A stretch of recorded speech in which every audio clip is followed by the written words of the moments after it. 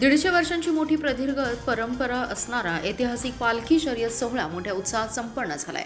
विट्याचा श्री रेवणसिद्ध देव आणि मूळस्थान येथील श्री रेवणसिद्ध देव या दोन देवांच्या पालख्यांमध्ये ही शर्यत झाली आहे। मूळस्थानच्या पालखीने निर्णायक क्षणी आघाडी घेत पालखी शर्यत जिंकली। या सोहळ्याचे साक्षीदार होण्यासाठी देशभरातून लाखो भाविक विट्यात उपस्थित होते।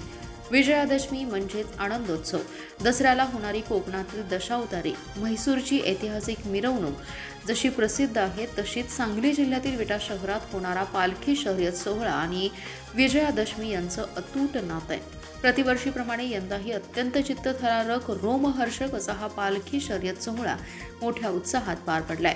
विट्याचा श्री रेवणसिद्ध देव आणि मूळस्थान येथील श्री रेवणसिद्ध देव या दोन देवांच्या पालख्यांमध्ये ही शर्यत झाली।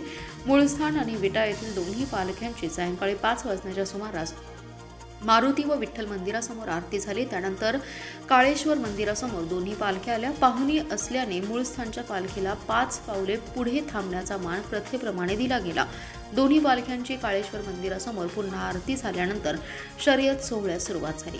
आरती झाल्यानंतर विट्याची पालखी आणि मूळस्थानची पालखी पळवण्यासाठी खांदेकरी कसोशीने प्रयत्न करत होते। सुरुवातीपासून मूळस्थानची पालखी पुढे होती तर विट्याची पालखी मागे होती, त्यामुळे दोन्ही पालख्यांमध्ये बरेच अंतर होतं। त्यानंतर खानापूर नाक्यापर्यंत आघाडी घेत मूळस्थानची पालखी पोहोचली। शिलंगण मैदानाच्या वळणावर विट्यातील लोकांनी मूळस्थानची पालखी रोखून धरण्याचा प्रयत्न केला, मात्र निर्णायक क्षणी मूळस्थानच्या पालखीने आघाडी घेत शिलंगण मैदानात प्रथम पोहोचत शर्यतीची बाजी मारली। यावेळी भाविकांनी केलेल्या श्री रेवणसिद्धाच्या नावाने चांगभलच्या गजराने सुवर्णनगरी दुमदुमून गेली। या पालखी शर्यत सोहळ्याचा साक्षीदार होण्यासाठी देशभरातून लाखो भाविक उपस्थित होते। शिलंगण मैदानात आपट्याच्या पानाचं पूजन करून सीमोल्लंघनाचा कार्यक्रम पार पडला। नागरिकांनी एकमेकांना सोनं देत दसऱ्याच्या शुभेच्छा दिल्या।